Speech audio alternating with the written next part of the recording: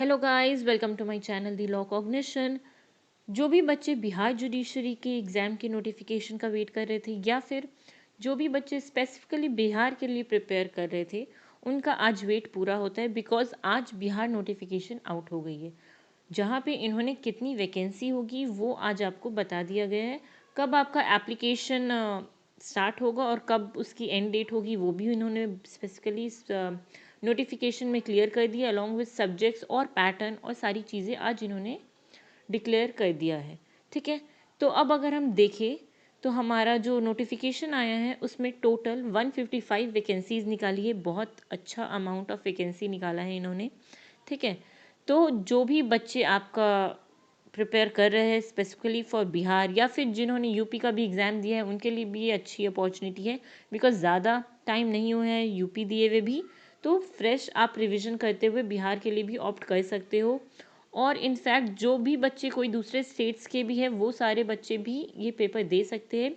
Reason being कोई language barrier नहीं है ना। इस बिहार जुडिशरी में कोई लैंग्वेज बैरियर नहीं होता, पेपर हिंदी इंग्लिश मीडियम में होता है। सो कोई भी बच्चे चाहे तो इस एग्ज़ाम के लिए अपियर हो सकते हैं। मेजर कंसर्न इज़ कि आप उसके लिए अच्छे से तैयार हो। ठीक है, अब अगर हम इस वैकेंसी के डिटेल्स की बात करें तो अनरिजर्व कैटेगरी के लिए इन्होंने 61 सीट्स निकाली है, जिसमें से 22 सीट्स जो है वो आपकी क्या है, फीमेल के लिए रिजर्व्ड रहेंगी। ठीक है, ऐसे ही इन्होंने बाकी आपके जो रिजर्व कैटेगरी है, ईडब्ल्यूएस हो गए, आपके एससी एसटीज हो गए और आपके जो भी आपके रिजर्व कैटेगरी होते हैं उनके इंडिविजुअली इन्होंने वैकेंसी बता रखी है। अलॉन्ग विद दैट उसमें से कितनी सीट्स आपकी फ़ीमेल के लिए रिजर्व्ड रहेंगी वो भी इन्होंने बता रखी है। आपको मोर डिटेल्ड आप पीडीएफ के लिए अगर आप देखो तो मैं अपने डिस्क्रिप्शन बॉक्स में प्रोवाइड कर दी हूँ, तो आप उधर से भी आप डिटेल वर्जन में इस पूरे नोटिफिकेशन को आप पढ़ सकते हो। ठीक है, अब अगर हम मिनिमम एज की बात करें तो 22 जो है आपका मिनिमम एज है आपको अपियर होने के लिए।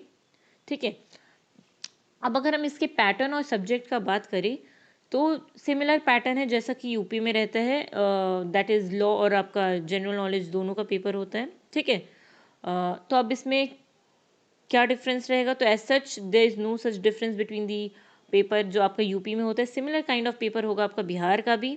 ठीक है, जिसमें से आपका जो लॉ का पेपर होगा वो 150 मार्क्स का होगा और जो आपका जनरल नॉलेज का पेपर है वो आपका 100 मार्क्स का है। ठीक है, अब सब्जेक्ट्स की अगर हम बात करें तो सब्जेक्ट्स में अगर हम देखें तो बेसिकली अगर हम प्री और मेंस की बात करें तो जनरल कॉमन सब्जेक्ट्स ही आपके, कोई ऐसा नहीं है कि प्रीलिम्स के लिए आपको डिफरेंट सब्जेक्ट्स पढ़ने होंगे, मेंस के लिए आपको डिफरेंट सब्जेक्ट्स पढ़ने होंगे। इट्स नॉट दैट वे, आपका सिमिलर सब्जेक्ट्स हैं। और हाँ, मेंस में आपको एक ऑप्शन ये रहता है कि कुछ सब्जेक्ट्स जो होते हैं वो आपके ऑप्शनल में होते हैं और उनमें से आपको चूज़ करना होता है। ठीक है, बट प्रीलिम्स में ऐसा कोई ऑप्शन नहीं होता है, आपको वो सारे सब्जेक्ट्स कवर करने होते हैं। तो एक बार लिस्ट देख लेते हैं हम कि कौन कौन से सब्जेक्ट्स हमें तैयार करने होंगे। ठीक है, तो सबसे पहले तो है general knowledge including current affairs.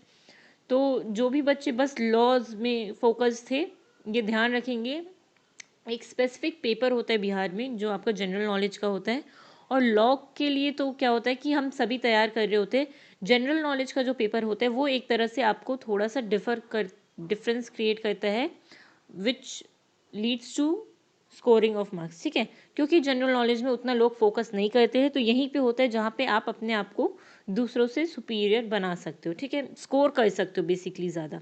ठीक है, तो जनरल नॉलेज का पेपर होता है, ल्यूसेंट बुक हम रेफ़र कर सकते हैं, बाकी जिसको जैसे कंफर्टेबल रहे वो उसके थ्रू जा सकते हैं। ठीक है, दूसरा हमारा एलिमेंट्री जनरल साइंस का पेपर होता है।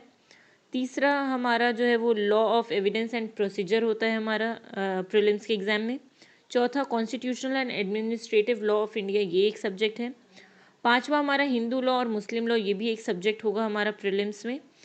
फिर हमारा आता है transfer of property act, principles of equity, law of trust and specific relief. उसके बाद हमारा आता है law of contracts and torts. और फिर लास्ट में हमारा आता है कॉमर्शियल लॉ। कॉमर्शियल लॉ में हमारा कंपनी लॉ आ जाता है, पार्टनरशिप एक्ट आ जाता है, सोगा आ जाता है। ठीक है, तो ये सारे सब्जेक्ट्स हैं जो हमारे बिहार जुडिशरी में पूछे जाते हैं, जिसके लिए हमें तैयारी करनी होगी।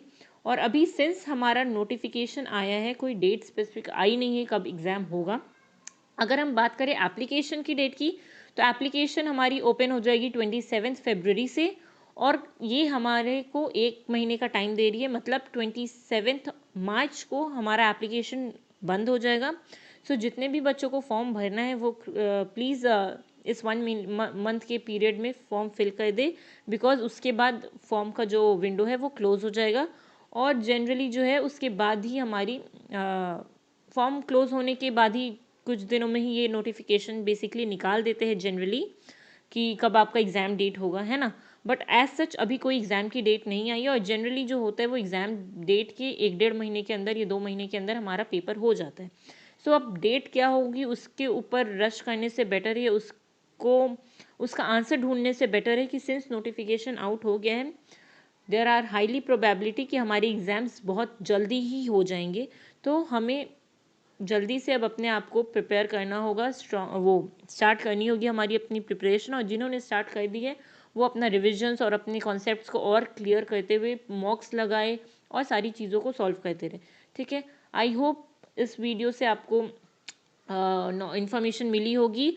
और please like my channel, subscribe it. Thank you, bye bye, take care.